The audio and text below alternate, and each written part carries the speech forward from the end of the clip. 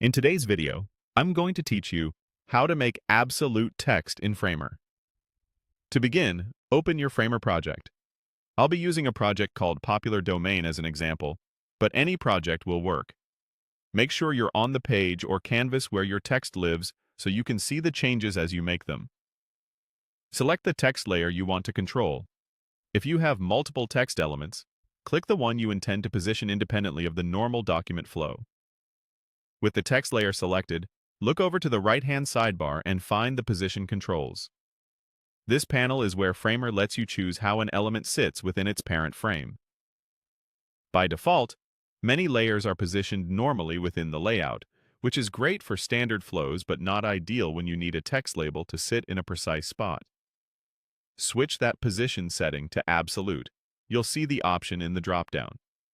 Click Absolute to convert the text to absolute positioning.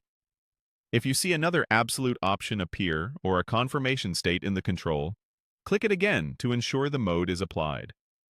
Once absolute is set, you can use the on-canvas handles or the numeric fields in the sidebar to pin the text exactly where you want it.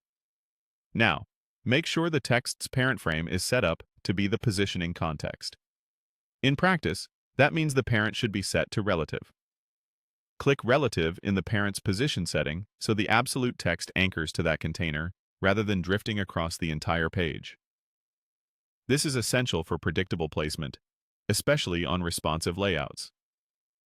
Turn on the highlight or selection highlight so you can clearly see the text's bounds, padding, and pins. With highlight active, nudge the X and Y values or drag the edges until the text sits precisely where you intend.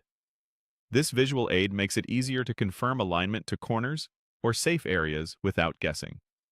When everything looks right, it's time to make the change live. Click Publish in the top bar.